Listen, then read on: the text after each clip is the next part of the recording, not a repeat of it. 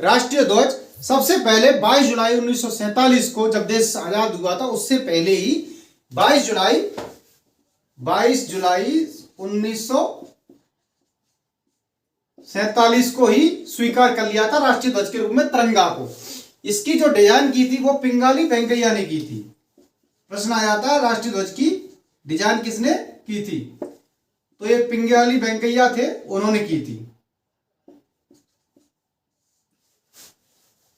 राष्ट्रीय ध्वज को फहराने, उसका उपयोग करने का एक नियम है, एक संहिता है, जिसे हम कहते हैं flag code, national flag code. राष्ट्रीय ध्वज को हम कैसे यूज करेंगे उसके भी नियम है। राष्ट्रीय ध्वज फटा नहीं होना चाहिए, पुराना नहीं होना चाहिए, झुका नहीं होना चाहिए। केवल कुछ ही अवसरों पर उसको झुकाया जाता है, जैसे किसी राष्ट्राध्यक्ष की मृत्यु होने पर शोक के रूप में अर्ध राष्ट्रीय ध्वज झुका रहेगा, या ऐसे करके झुकाते हैं, बाकी नहीं झुकाते हैं। राष्ट्रीय ध्वज अगर अन्य ध्वज लगे हुए हैं तो राष्ट्रीय झंडा हमारा जो तिरंगा है वो सबसे ऊंचा होना चाहिए, फटा पुराना नहीं होना चाहिए, धरती को जमीन पर गिरना नहीं चाहिए। ये सारे नियम हैं, उनको फॉलो किया जाता है। 2002 से पहले राष्ट्रीय ध्वज केवल सरकारी बिल्डिंगों पर फहराया जा सकता था, और जो सरकारी कर्मचारी या मंत्री या नेता जो भी होते थे उनकी गाड़ियों पर वो लोग लगा सकते थे। लेकिन 2002 में नवीन जिंदल जो एक उद्योगपति थे, उन्होंने सुप्रीम कोर्ट में केस लड़ा और उन्होंने जनहित में इस केस को जीता भी वहां से, और उनके आदेश पर सरकार ने सन 2002 26 जनवरी 2002 के बाद उसमें संशोधन किया, और सभी नागरिक, भारत के सभी जो नागरिक हैं वो राष्ट्रीय ध्वज को फहरा सकते हैं अपने जो भी प्राइवेट बिल्डिंग है या जहां भी वो उसका यूज कर सकते हैं सम्मान सहित, बशर्ते है कि वो सम्मान के साथ उसका प्रयोग किया जाए। अभी हाल में ही स्वतंत्रता का 75वां जो है जन्मदिन मनाया गया था, जिसे अमृत महोत्सव दिया नाम आदरणीय प्रधानमंत्री जी ने, तो उसके दौरान हर घर तिरंगा यात्रा निकाली गई थी। 13 अगस्त से लेकर 15 अगस्त के बीच तिरंगा हर घर तिरंगा अभियान शुरू किया गया था। कब किया गया था हर घर तिरंगा अभियान? हर घर तिरंगा एक अभियान चला था, और ये अभियान चला था आपका 13 अगस्त से लेकर 15 अगस्त।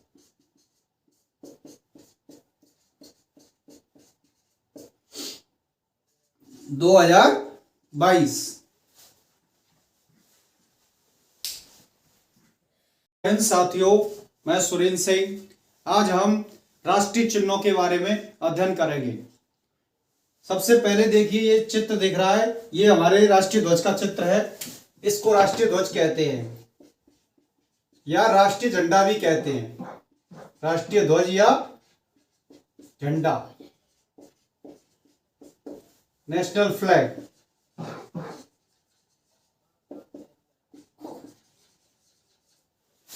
ये जो राष्ट्रीय झंडा है हमारा, इसका नाम तिरंगा है। क्या नाम है इसका? तिरंगा। इसके अंदर 3 पट्टियां हैं। ऊपर की जो पट्टी है वो केसरिया रंग की है,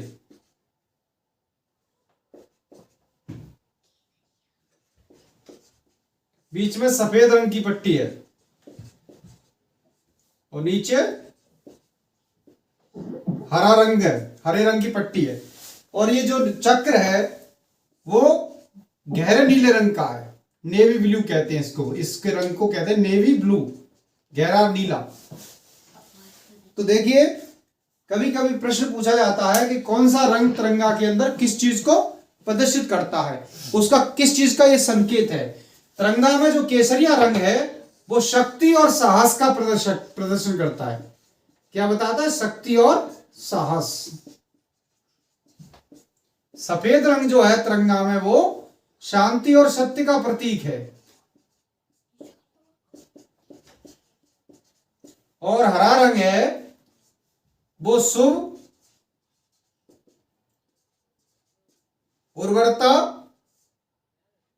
और विकास, ये तीनों चीजों का सूचक है। और जो हमारा चक्र है वो अशोक की lawn capital of Ashok Sarnath स्थित जो स्तंभ है वहां से लिया गया है, और इसमें 24 तीलियां हैं। यह धर्म चक्र है। इस चक्र को हम क्या कहते हैं? धर्म चक्र। तो इनमें से प्रश्न आ जाता है कौन सा रंग किस चीज 1947 को जब देश आजाद हुआ था उससे पहले ही 22 जुलाई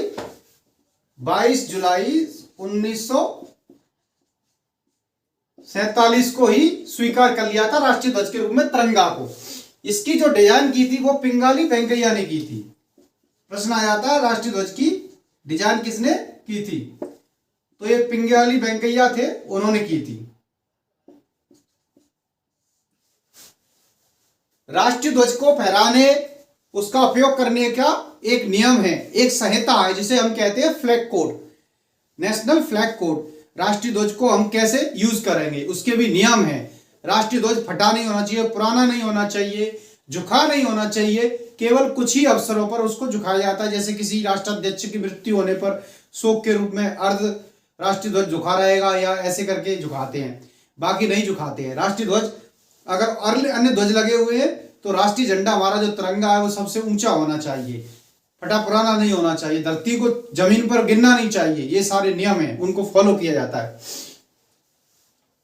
2002 से पहले राष्ट्रीय ध्वज केवल सरकारी बिल्डिंगों पर फहराया जा सकता था और जो सरकारी कर्मचारी या मंत्री या नेता जो भी होते थे उनकी गाड़ियों पर वो लोग लगा सकते थे। लेकिन 2002 में नवीन जिंदल जो एक उद्योगपति थे, उन्होंने सुप्रीम कोर्ट में केस लड़ा और उन्होंने जनहित में इस केस को जीता भी वहां से, और उनके आदेश पर सरकार ने सन 2002 26 जनवरी 2002 के बाद उसमें संशोधन किया और सभी नागरिक, भारत के सभी जो नागरिक हैं वो राष्ट्रीय ध्वज को फहरा सकते हैं अपने जो भी प्राइवेट बिल्डिंग है या जहां भी वो उसका यूज कर सकते हैं सम्मान सहित, बशर्ते है कि वो सम्मान के साथ उसका प्रयोग किया जाए। अभी हाल में ही स्वतंत्रता का 75वां जो है जन्मदिन मनाया गया था, जिसे अमृत महोत्सव दिया नाम आदरणीय प्रधानमंत्री जी ने, तो उसके दौरान हर घर तिरंगा यात्रा निकाली गई थी। 13 अगस्त से लेकर 15 अगस्त के बीच तिरंगा हर घर तिरंगा अभियान शुरू किया गया था। कब किया गया था हर घर तिरंगा अभियान? हर घर तिरंगा एक अभियान चला था, और ये अभियान चला था आपका 13 अगस्त से लेकर 15 अगस्त।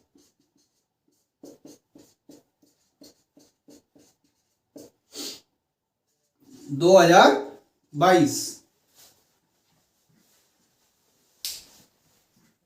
प्रतीक या राजकीय चिन्ह एक ही बात है, इसको कहते हैं नेशनल एम्बलम। देखिए ये आपने देखा होगा, जो भी सरकारी कागज हो, बिल्डिंग हो या कोई बड़ा नेता मंत्री होते हैं या अधिकारी होते हैं, उनकी गाड़ी पर या जो भी मोहर वगैरह होती है सरकारी, उस पर ये चिन्ह होता है, इसको राजकीय चिन्ह कहते हैं। यह सारनाथ स्थित अशोक की जो स्तंभ है उससे लिया गया, उसे लॉयन कैपिटल ऑफ अशोक कहते हैं, सारनाथ में स्थित है, वहां से लिया गया है। इसमें 4 सिंह हैं जो केवल 3 दिखाई देते हैं। इसमें से भी प्रश्न आता है कि लॉयन कैपिटल ऑफ अशोक जो है उसमें कितने सिंह हैं? 4 सिंह हैं। चारों सिंह चारों दिशाओं में मुंह करके एक दूसरे की तरफ पीट करके खड़े हुए हैं, दिखाई 3 देते हैं। इसमें नीचे चक्र है और एक तरफ इसके जो है बाईं तरफ जो है सांड का चित्र है और दाईं तरफ है इसका घोड़े का चित्र है दौड़ते हुए, और पीछे जो है हाथी का चित्र है। इस पर 4 जानवरों का चित्र बना हुआ है। नीचे लिखा हुआ है सत्यमेव जयते, इसके नीचे भी लिखा है सत्यमेव जयते। इसमें यहाँ लिखा होता है लेकिन यहाँ जगह नहीं है, इसलिए इसका मतलब होता है सत्य की ही विजय होती है। और ये जो सत्यमेव जयते है वो राष्ट्रीय वाक्य है, ये लिया गया है मुंडकोपनिषद से। तो बात करते हैं राष्ट्रीय प्रतीक की। सबसे पहले 26 जनवरी 1950 को इसको राष्ट्रीय चिन्ह के रूप में स्वीकार, सत्यमेव जयते, यह राष्ट्रीय वाक्य है। ये कहां से लिया गया है? प्रश्न आता है, मुंडकोपनिषद से लिया गया है।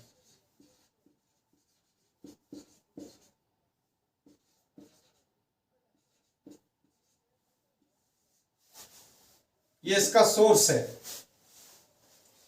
दीनानाथ भार्गव ने सबसे पहले राष्ट्रीय चिन्ह को सबसे पहले उसका रेखा चित्र बनाया था और उसको प्रकाशित किया था।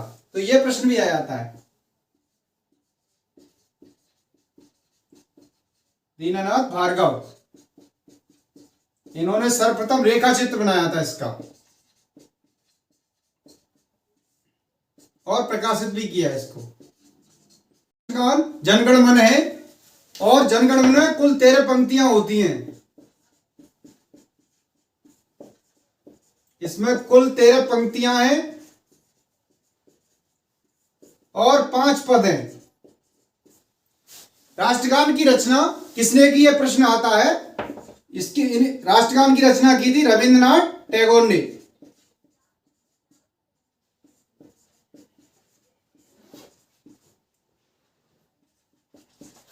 ये महान कवि थे और भारत को में सबसे पहले नोबेल पुरस्कार मिला था, वो मिला था रविंद्रनाथ टैगोर को। इनको 1913 में नोबेल प्राइज मिला था, नोबेल पुरस्कार मिला था।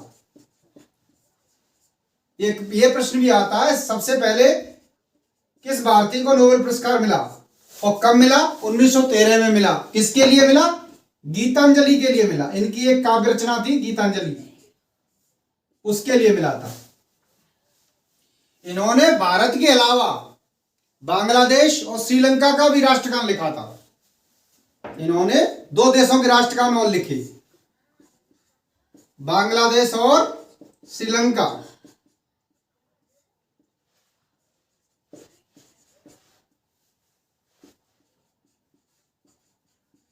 आमार सोनार बांग्ला, बांग्लादेश का राष्ट्रगान है आमार सोनार बांग्ला। सबसे पहले राष्ट्रगान कब गाया गया? सबसे पहले जो राष्ट्रगान गाया गया था 1911 को गाया था। 27 दिसंबर 1911 में, 27 दिसंबर 1911 कांग्रेस के कलकत्ता अधिवेशन में गाया गया था। कहां गाया था? कांग्रेस के कलकत्ता अधिवेशन में इसको गाया गया था। यह प्रश्न आता है कि सर्वप्रथम राष्ट्रगान को कब गाया गया, तो ये ऑप्शन इसका है 27 दिसंबर 1911 कांग्रेस के कलकत्ता अधिवेशन में। किसके अधिवेशन में? कांग्रेस के।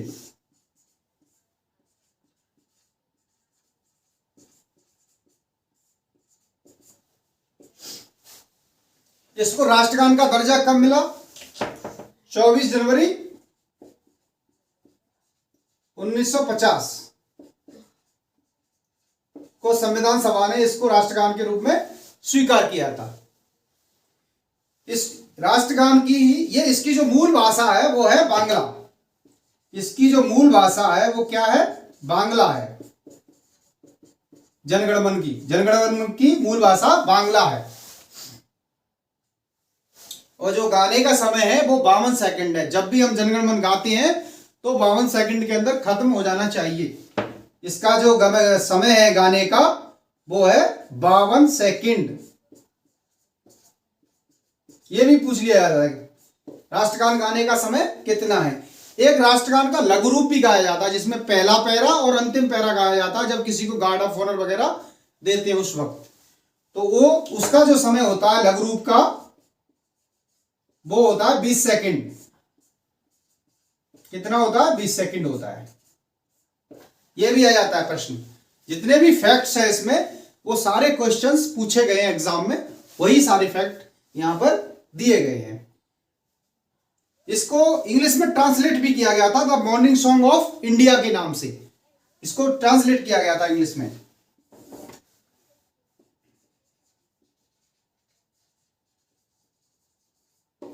The morning song of India.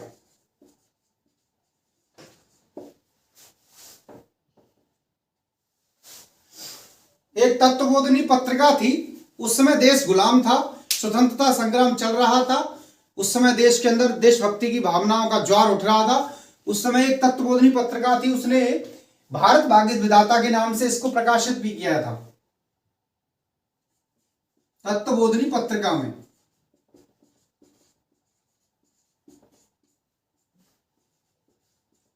Bharat भाग्य विधाता के शीर्षक से प्रकाशित किया गया।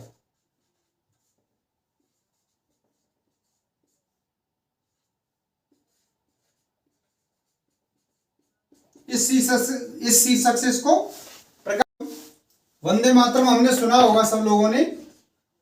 ज्यादातर कंफ्यूजन हो जाता है राष्ट्रगान में और राष्ट्र गीत में। देखिए राष्ट्रगान जनगण मन है और वंदे मातरम राष्ट्रगीत है या राष्ट्रीय गीत है। ठीक है, वंदे मातरम का मतलब होता है, ये संस्कृत भाषा में लिखा गया है, इसका मतलब होता है मां तुझे सलाम, मां तुझे प्रणाम। स्वतंत्रता संग्राम के दौरान ये जो गीत है, ये समझ लीजिए इसने देशभक्ति की ज्वाला लोगों के अंदर भर दी थी। वंदे मातरम जो है संस्कृत भाषा में लिखा गया है और इसके जो रचनाकार हैं, रचना की है बंकिम चंद्र चटर्जी ने।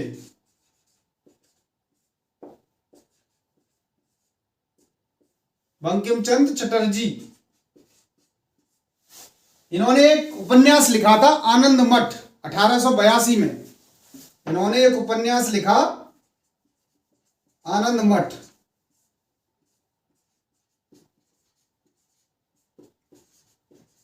(1882) में लिखा, उसी उपन्यास में से इसको लिया गया है। यह उपन्यास सन्यासी विद्रोह पर आधारित है। उस समय बंगाल के अंदर एक विद्रोह चल रहा था, सन्यासी विद्रोह, उस पर आधारित है।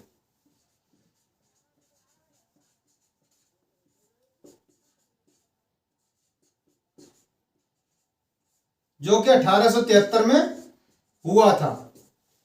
तो जो क्वेश्चन आते हैं वो ये आते हैं कि वंदे मातरम कहां से लिया गया है? बंकिम चंद्र चटर्जी के आनंद मठ से लिया गया है। ये प्रश्न आता है कि बंकिम चंद्र चटर्जी ने कौन सा लिखा, आनंद मठ किसने लिखा, ये भी पूछ लिया जाता है। कभी कभी ये पूछ लिया जाता है आनंद मठ किसके बैकग्राउंड पर आधारित है, तो वो सन्यासी विद्रोह के बैकग्राउंड पर आधारित है। आइए अब बात करते हैं वंदे मातरम को राष्ट्रगीत का दर्जा कब मिला। इनको दर्जा मिला था 24 जनवरी 1950 को। राष्ट्रगीत के अंदर 5 पद हैं। इसमें कितने पद हैं? इसमें 5 पद हैं, लेकिन जो पहला पद है उसी को राष्ट्रगीत का दर्जा मिला है। जो राष्ट्रगीत है हमारा वो केवल पहला पद है, उसी को माना गया है। वैसे 5 है इसमें। इसको जो गाने का समय है, गायन का जो समय इसका वो है 69 सेकेंड्स, 69 सेकेंड गायन का समय रखा गया है। वंदे मातरम को सर्वप्रथम 1896 में कांग्रेस के कलकत्ता अधिवेशन में गाया गया था। 1896 कांग्रेस अधिवेशन कलकत्ता, और गाया किसने था? रविंद्रनाथ टैगोर जी ने गाया था इसको। इनको जो गाया था वो रविंद्रनाथ टैगोर जी ने गाया था।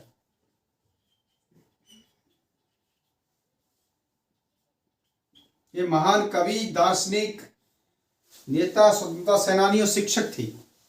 राष्ट्रीय पशु, नेशनल एनिमल, 1972 तक तो राष्ट्रीय पशु शेर था, सिंह, और 1972 से राष्ट्रीय पशु हमारा टाइगर हुआ है, क्योंकि 1973 से टाइगर प्रोजेक्ट शुरू किया गया था। तो जो बंगाल रॉयल टाइगर, पूरा नाम है इसका बंगाल रॉयल टाइगर, जो टाइगर की ब्रीड है, ये हमारा राष्ट्रीय वो है, पशु है।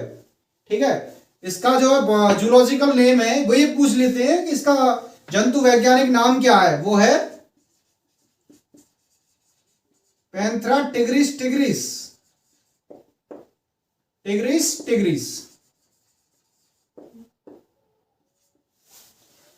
कभी कभी हम टाइगर का जो है, हमारे जो टाइगर का जंतु वैज्ञानिक नाम भी पूछ लेते हैं कभी कभी।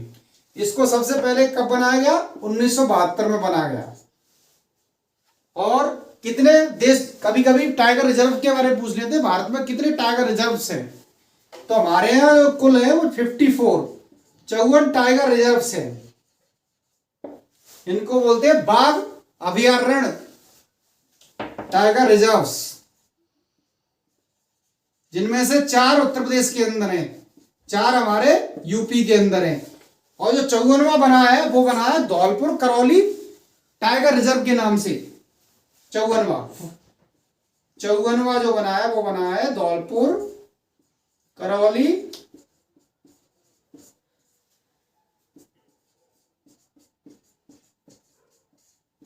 का राष्ट्रीय पक्षी मोर है। देखिए देखिए मोर जो है 1963 में इसको राष्ट्रीय पक्षी का दर्जा मिला था। एग्जाम में जो पूछा जाता है वो ये पूछा जाता है कि इसका जूलॉजिकल नेम क्या है मोर का। ये वैसे इसको कहते हैं इंडियन पी फॉल। इस मोर का जो नाम है, पीकॉक भी कह लेते हैं, इसका नाम है पावोकिस्टेटस। पावोकिस्टेटस इसका जूलॉजिकल नेम है, जंतु वैज्ञानिक नाम। ये परीक्षाओं में पूछ लिया जाता है। मोर का जंतु वैज्ञानिक नाम क्या है? पावोकिस्टेटस। और कब ये बना राष्ट्रीय पक्षी स्वीकार किया? 1963 में किया। यही दो महत्वपूर्ण बिंदु हैं इसमें। अगली बात आती है, एक और प्रश्न पूछा जाता है, राष्ट्रीय विरासत पशु। राष्ट्रीय विरासत पशु तो वो है हाथी। हाथी। और इसका जूलॉजिकल नेम भी पूछ लेते हैं, और जूलॉजिकल नाम है इसका एलिपास इंडिका। एलिपास इंडिका। राष्ट्रीय विरासत पशु कौन है? एक राष्ट्रीय जलीय जीव के बारे में पूछ लेते हैं। राष्ट्रीय जलीय जीव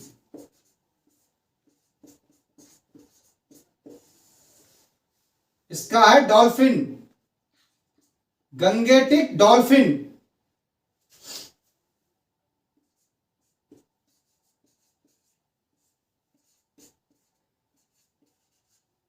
ये राष्ट्रीय जलीय जीव का दर्जा मिला है। इसको कब मिला था? 2009 में मिला था। दर्जा मिला है आम को। ये क्या है? हमारा राष्ट्रीय फल है, मैंगो। तो इसमें जो पूछा जाएगा वो इसका बॉटनिकल नेम पूछा जाएगा। Mangifera indica. ये नहीं पूछा जाएगा राष्ट्रीय फल क्या है, ये पूछा जाएगा इसका बॉटनिकल नेम क्या है। तो एग्जाम पॉइंट ऑफ व्यू से ये जरूरी है। राष्ट्रीय फूल। राष्ट्रीय फूल या पुष्प एक ही बात है, या फ्लावर, वो हमारा है कमल।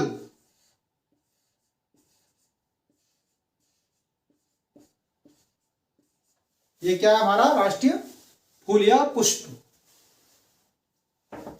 तो इसका भी जो पूछा जाएगा वो पूछा जाएगा ये किसका प्रतीक है? ये शांति का प्रतीक है, सिंबल ऑफ पीस। ये शांति का प्रतीक है। इसका रंग कैसा है? हल्का गुलाबी कलर पूछा जा सकता है। ये पूछा जा सकता है इसका बॉटनिकल नेम वो है नीलंबो न्यूसीफेरा। नीलंबो न्यूसीफेरा। ये चीजें पूछी जा सकती है इसमें से। इसके बाद आता है राष्ट्रीय वृक्ष। वृक्ष में से पूछा जा सकता है राष्ट्रीय वृक्ष कौन सा है? पेड़। वो है आपका बरगद। इसको वट वृक्ष भी कहते हैं। पेड़ होता है, बहुत विशाल हो जाता है, और इसमें से ऐसे झल्लर सी लटकती है और फिर ये जमीन पे मिल जाती है तो नया तारा बन जाता है। इसका जो ज्यादातर बॉटनिकल नेम पूछा जा सकता है। इसको बोलते हैं इंग्लिश में बैनियन ट्री। और इसका जो है बॉटनिकल नेम है फाइकस बेंगालेंसिस। Ficus benghalensis. और कभी कभी पीपल का भी पूछ लेते हैं। पीपल का क्या है बॉटनिकल नेम? पीपल का पेड़। इसका है फाइकस रिलियोसा। रिलियोसा इसका बॉटनिकल नेम पूछा जा सकता है। एक कभी कभी नीम का भी पूछ लेते हैं।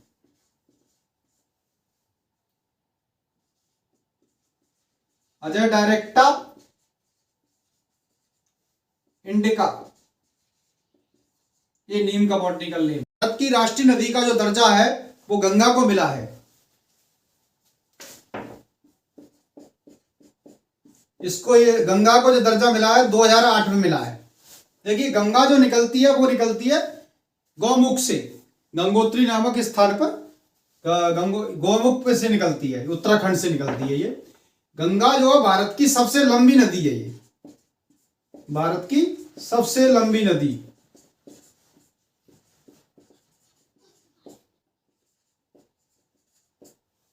इसकी लंबाई भारत में है 2510 किलोमीटर।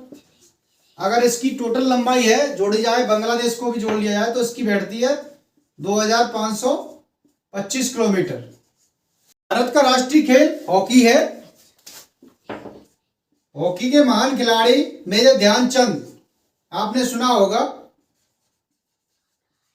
मेजर ध्यानचंद थे। उनके जन्मदिन को खेल दिवस के रूप में मनाया जाता है।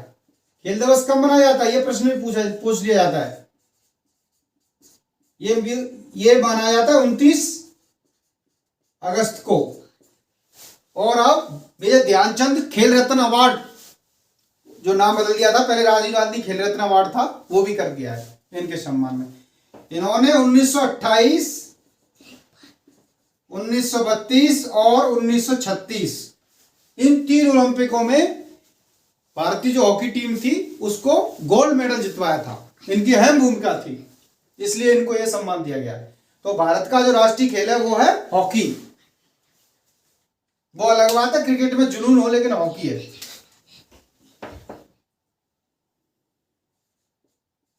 राष्ट्रीय मुद्रा, भारत की जो राष्ट्रीय मुद्रा है वो है रुपया। और रुपया तो सभी जानते हैं भाई, पैसा तो बच्चा भी जानता है।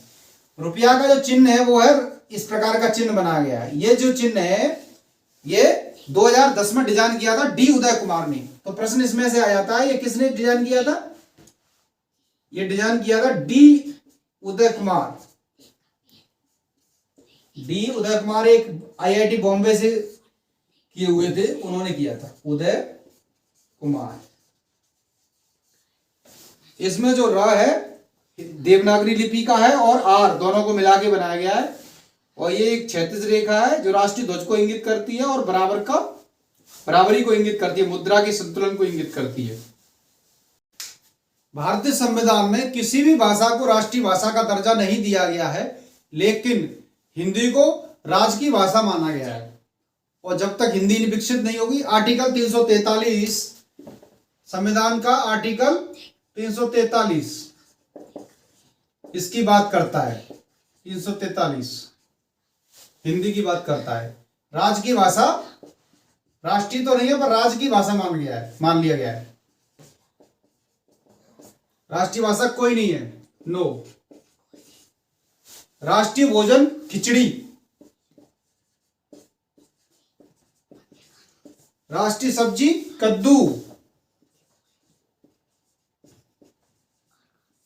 राष्ट्रीय मिठाई जलेबी।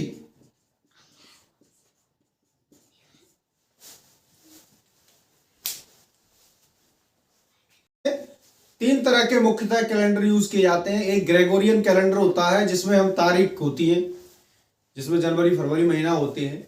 एक होता है शक संवत जो हमारा राष्ट्रीय पंचांग है। एक होता है विक्रम संवत। तो हमारा जो राष्ट्रीय पंचांग है वो है शक संवत।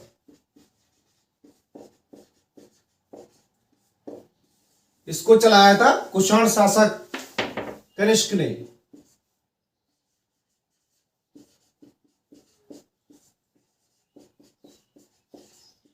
(78 AD)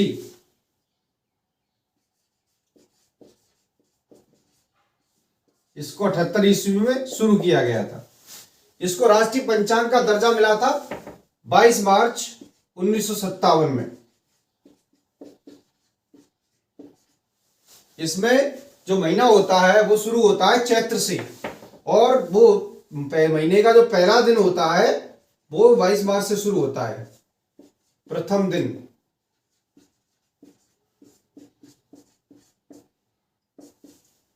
बाईस मार्च। अगर लीप ईयर है, अधिवर्ष है, तो होता है 21 मार्च से।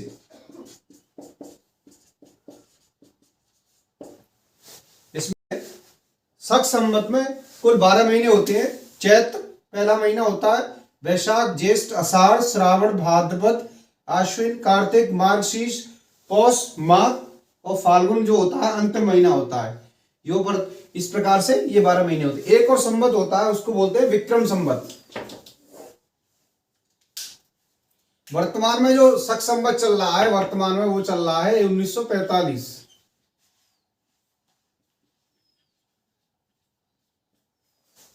एक और होता है विक्रम संवत।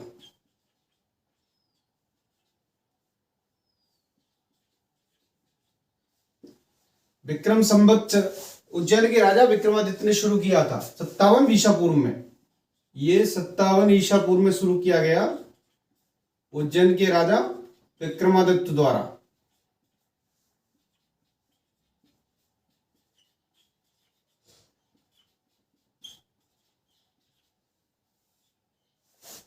वर्तमान में चल रहा है 2080। विक्रम संवत चल रहा है 2080।